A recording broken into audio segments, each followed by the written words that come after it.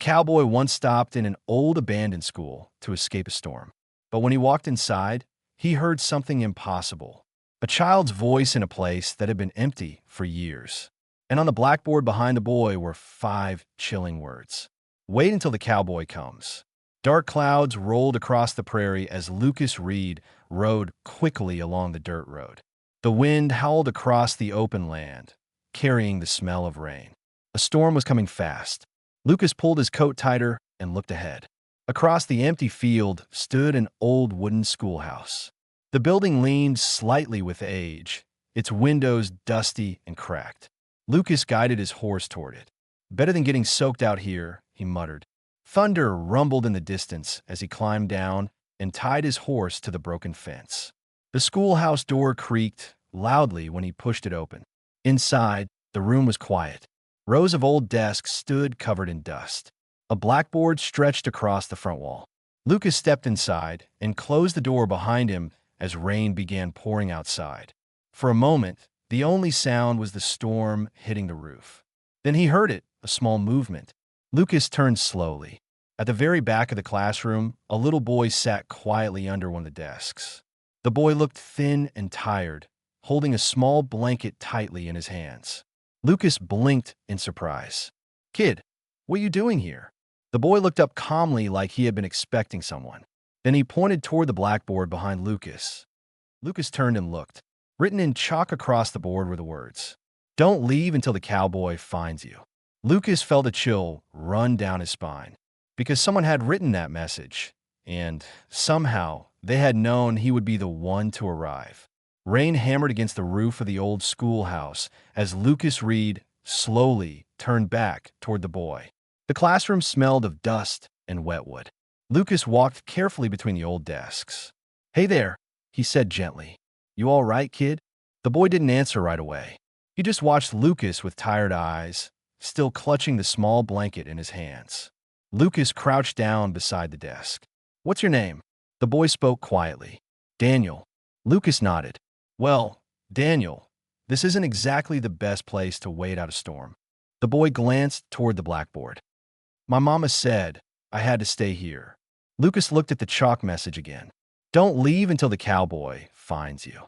"You've been here alone?" Lucas asked. Daniel nodded slowly. "For 2 days." Lucas felt a knot tighten in his stomach. 2 days, he repeated. The storm outside roared louder.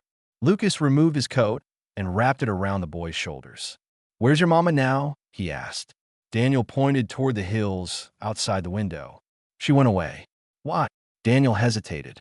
Then he reached into his pocket and pulled out a small folded piece of paper. "My mama said to give this to the cowboy," he said. Lucas slowly opened the note. The handwriting was rushed and uneven. "If you're the cowboy who finds my son, please protect him." Lucas frowned. "Protect him from who?" Daniel looked up at him. "Mama said bad people were coming," the boy whispered. Lucas glanced toward the dark hills beyond the storm. Then he looked back at the frightened child. For the first time since entering the schoolhouse, Lucas realized something.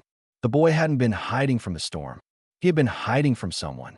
Thunder rolled across the prairie as the storm outside grew stronger. Inside the old schoolhouse, Lucas Reed folded the note slowly and slipped it into his coat. The boy, Daniel, sat quietly under the desk, watching him. Lucas looked around the classroom again. Dust covered the floor. Old books lay scattered across the shelves. No one had used this place in years. Yet someone had known Lucas would come here. "Daniel," Lucas said softly, "when did your mama leave?" The boy looked toward the door. "This morning." Lucas frowned. "She left you here alone?" Daniel nodded. "She said I had to hide." Lucas crouched beside the desk. "Hide from whom?" The boy hesitated. Then he pointed toward the teacher's desk at the front of the room. "Mama put something there." Lucas walked slowly toward it. The wooden desk creaked when he opened the drawer. Inside was a small cloth bag. Lucas untied the string and poured the contents into his hand. A shiny gold watch and a folded map. Lucas unfolded the map carefully. It showed the hills and land around the nearby town. But one place had been circled in red. An old mining tunnel. Lucas's eyes narrowed. "Daniel, did your mama say anything about this place?" The boy nodded slowly. "She said that's where Papa went." Lucas looked back down at the map. Then thunder shook the windows again. For a moment, Lucas thought it was just the storm. But then he noticed something strange. The sound hadn't come from the sky. It had come from the ground, like something heavy moving in the hills outside. Lucas stepped toward the window and looked out into the storm. Far across the prairie, a faint lantern light moved slowly through the rain, and it was heading straight for the old schoolhouse. Lucas Reed stood still by the window, watching the faint lantern light moving through the rain. The storm outside was fierce now. Wind pushed against the walls of the old schoolhouse while thunder rolled across the prairie.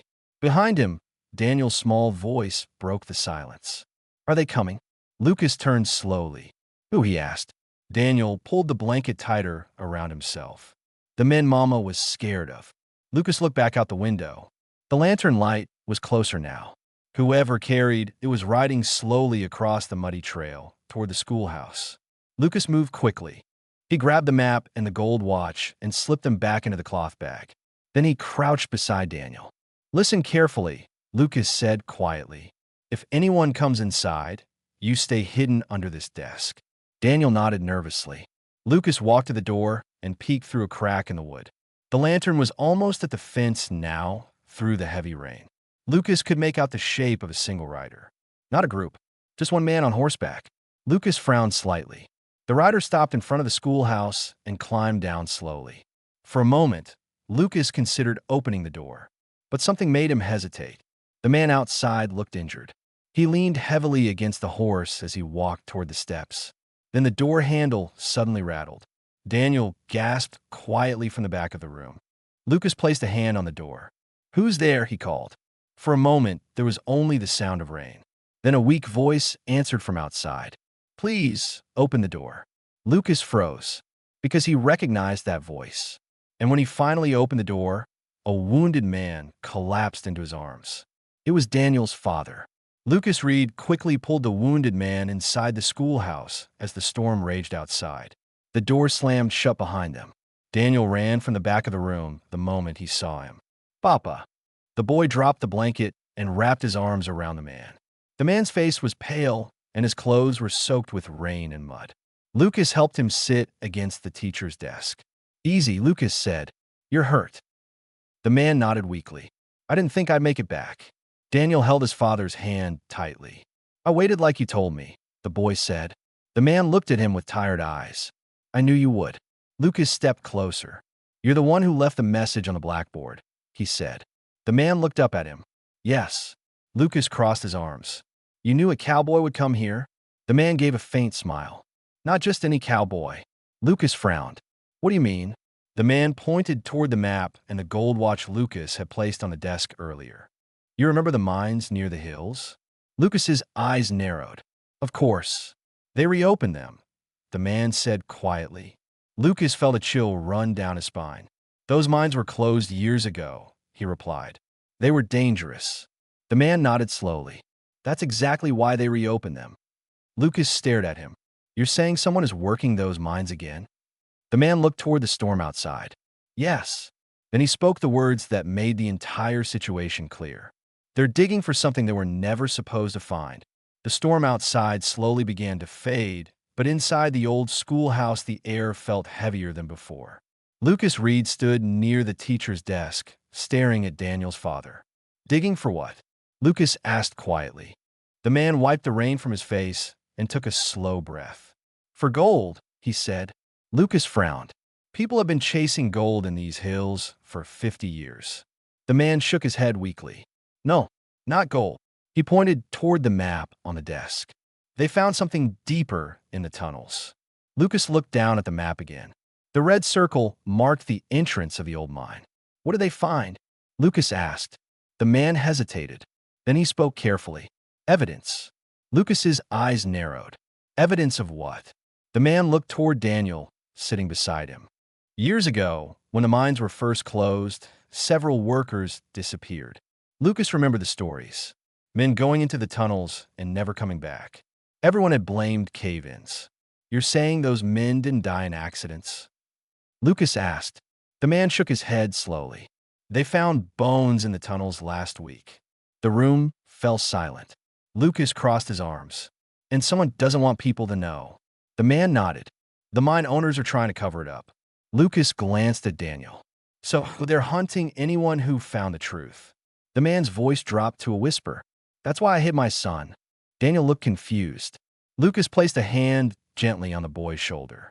Then Lucas looked back toward the storm-dark hills outside.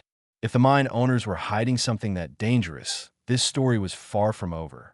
Morning sunlight slowly spread across the prairie as the storm finally passed. The old schoolhouse stood quiet again. Inside, Lucas Reed saddled his horse while Daniel helped his father sit upright on one of the wooden benches. You shouldn't travel far yet, Lucas said. But we can't stay here either. Daniel's father nodded weakly. They'll be looking for me. Lucas picked up the map and folded it carefully. Then we make sure they stop looking, he said. Daniel looked up at him. How? Lucas gave a small smile. By telling the truth before they can hide it again. A few hours later, the three of them rode slowly toward the nearest town. When they arrived, Lucas walked straight into the sheriff's office and placed the map and the mine documents on the desk. These tunnels, Lucas said, are hiding more than gold. The sheriff studied the papers carefully. By sunset that same day, deputies were already riding toward the mine entrance. The truth about the missing workers would finally come out. Outside the sheriff's office, Daniel stood beside Lucas's horse. Where will we go now? The boy asked quietly. Lucas looked down at him. Well, he said, adjusting his hat. Every town needs a good school. Daniel smiled a little. For the first time since the storm began, the old schoolhouse in the hills didn't feel like a place of hiding anymore. It felt like the beginning of something new.